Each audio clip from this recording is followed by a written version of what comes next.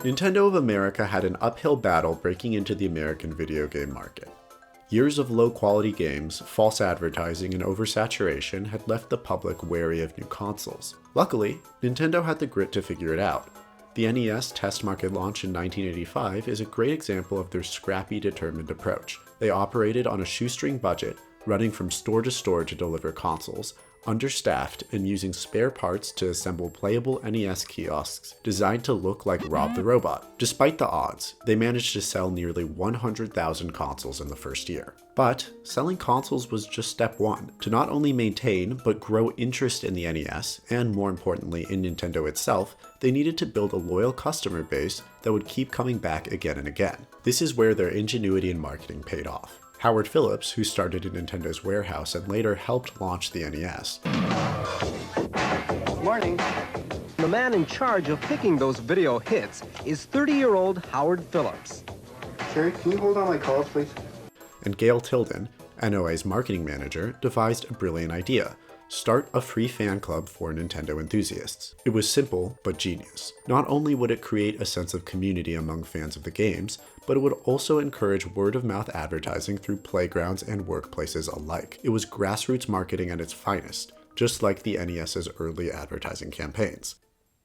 Launched in January of 1987, the Nintendo Fun Club was a free newsletter that offered subscribers a short but colorful publication, packed with tips, previews of new games, and fun illustrations. While the newsletter itself was free, the Fun Club did also sell merchandise, giving Nintendo an opportunity to deepen the connection with their fans and make a meager profit. The merch looks awesome, and I wish I owned one or two of these shirts. But, more importantly, it provides valuable insight into how Nintendo encouraged fans to interact not only with their games, but with each other. Among the Fun Club merchandise, the score pads stand out as particularly fascinating. These included themed score sheets for Super Mario Bros., Excitebike, and Hogan's Alley.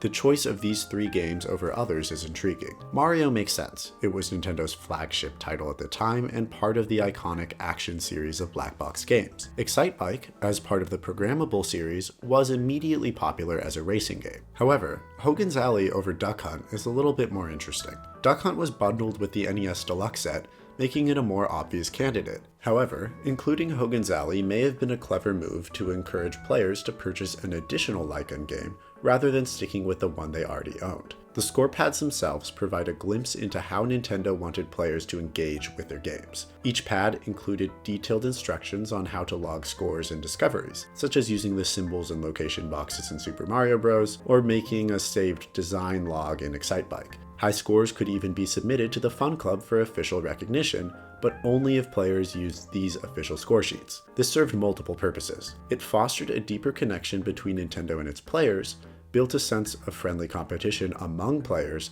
and encouraged fans to wring every last drop of fun out of their relatively simple, high-score-based games. After all, these games weren't the modern open-world adventures or endlessly replayable multiplayer titles that we have today. They were straightforward experiences. In an era where Nintendo released only a few first-party titles each year, the company had to ensure players remained engaged. The score pads extended the life of these games by introducing a community-driven element that hadn't existed before.